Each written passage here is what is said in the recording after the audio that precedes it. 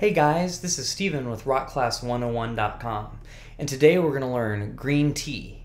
Now Green Tea is a song of mine off of my album Transitions, so if you like the way the song sounds and you want to hear the whole album, there's a link down here below.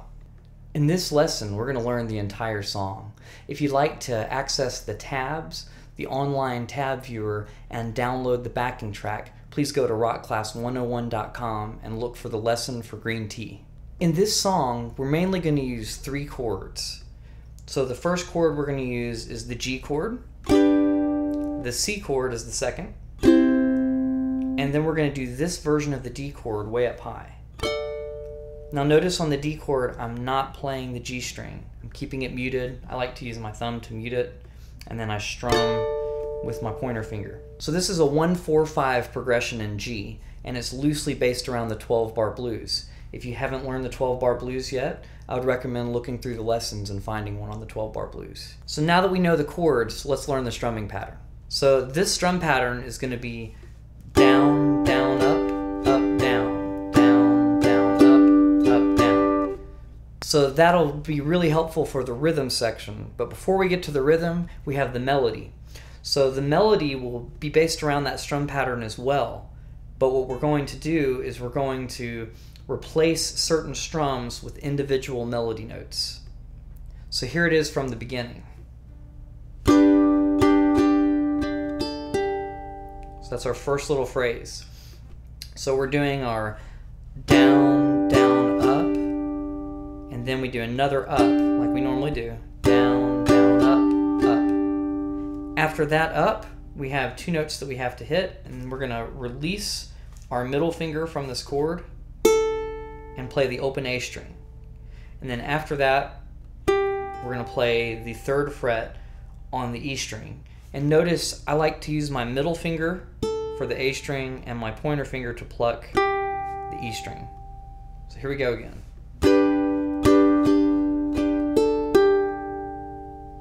Okay, so after we've hit that note, we're going to strum another G chord. So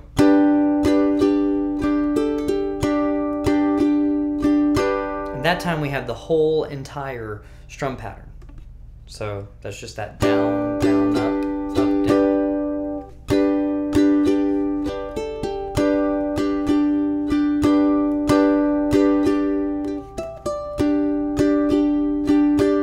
So in this next phrase, what we're going to do is we're going to start with our strum pattern. And then after we have that, down, down, up, up, we're not going to do the down. We're going to pluck the 7th fret on the A string. So it's kind of tricky to get that upstroke and then hit that note. That's why I use my pointer finger for the strumming, and then that way my middle finger is ready to go to pluck that 7th fret. And then you can either use your middle finger or your pointer finger on this hand, your right hand. And then I slide my pinky down to the 5th fret on the A string before plucking. So we've got, okay. So after we hit that note, we're going to do a slight variation of the G chord. This is called the G5, which is 2nd fret on the C string with your pointer finger, 3rd fret with your middle finger on the E string, and your pinky is going to do the 5th fret on the A string. And we're going to do the whole entire strum pattern on that G5 chord. So we got,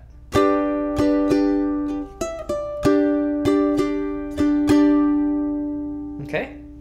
After we do that phrase, we're going to head up to the variation of the C chord up here.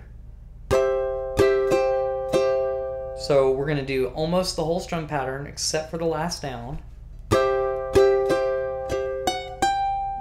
And then you're going to play with your pinky the 9th and the 10th fret. So we've got,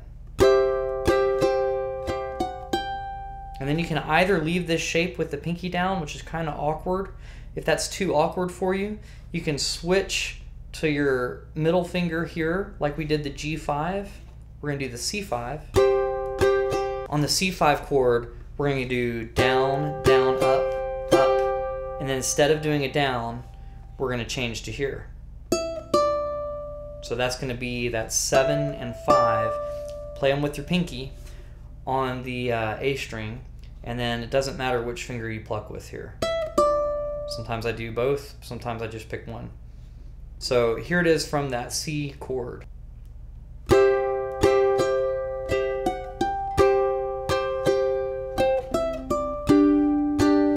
Okay, so after we've hit that, we're going to go back to our G5 chord.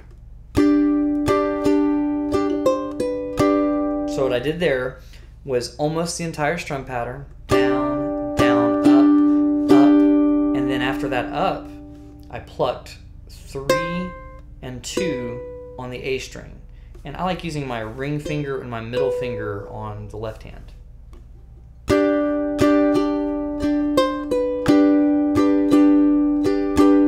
And then I do the whole entire strum pattern once I get back down to here on this G chord. Okay, so from here,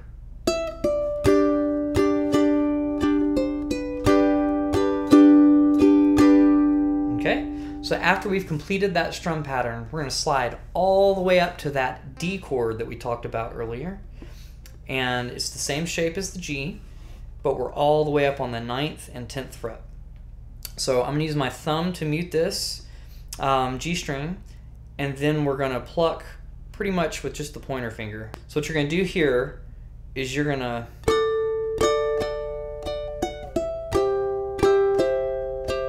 okay, so we're going to go down, down, up, up, and then after that up, you're going to pluck just the 9th fret, which your middle finger's already there, on the G string.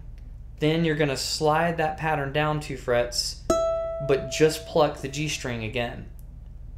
So we got, oops, that's why we're muting the string. Okay, then after we're down here, we're all ready for our C chord. And we do the same thing where we do down, down, up, up, but we don't do the last down. And then we're going to go. So that's 7, 5 again.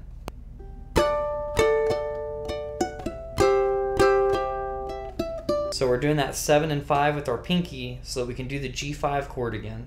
And once we get to the G5 chord, we're just going to do 2 of the strum patterns.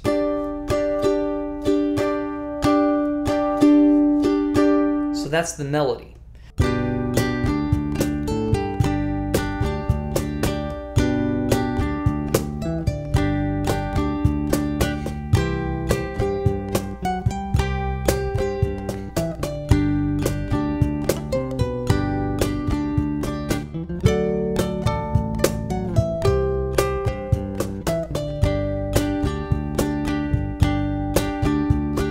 So after we've done the melody, we're going to go back to our normal G chord, and we're just going to strum through using this G chord, our old-fashioned C chord that we learned, and then we're going to go, and when we get to the D chord, we're going to use that D chord up here, and then we're going to use the variation of the C, since it's easier to get to this chord than sliding all the way back down to that one. And then we're going to go back to the G chord. So let me play that for you so you kind of get an idea of what I'm talking about here. We're going to do the G chord 4 strum patterns. That's 1, that's 2, that's 3, that's 4. Then we go to the C chord for 2. Then we go back to the G chord for 2. Now here we go to the D chord. The C chord, and the G chord for 2. And that's the whole entire rhythm section. So now that we're through the rhythm, we're going to do the melody again, but this time we're going to add a tag onto the end. So what a tag is taking the last few bars of it, in this case it's the last 4 bars of the pattern, and repeating it. So we're going to repeat it 2 times after the melody's done, for a total of 3. So check this out. This is what it sounds like.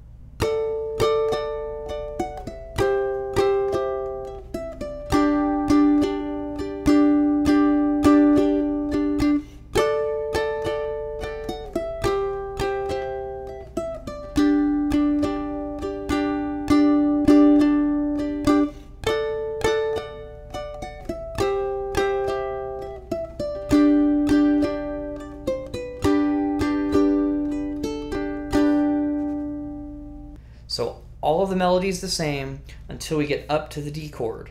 So when we go to the D chord, we're essentially going to do the same thing. So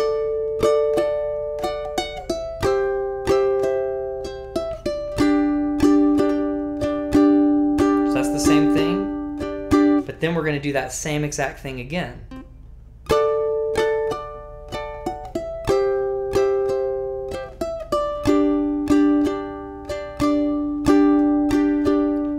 More time.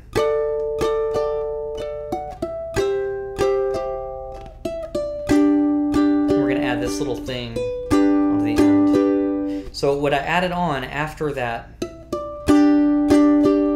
is just this 3-2 that we did earlier on the G string. So it's going to be your ring finger on the 3rd fret, your middle finger on the 2nd fret, and then you're going to do a G chord. And then instead of doing the whole entire pattern, after coming up, so down, down, up, up, then you're going to play the open A string and the 3rd fret on the E string. And this is what it'll sound like.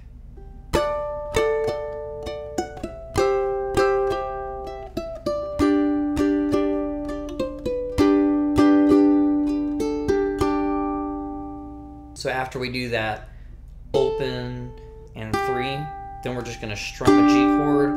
I like to leave out the note on the A string, so what I do is I just release the pressure so that my finger's still touching the string, but it would sound like that if I were to play it. So instead of having this, where that sounds like the melody note, we have this as the last note we hit. So because of that, it sounds more final.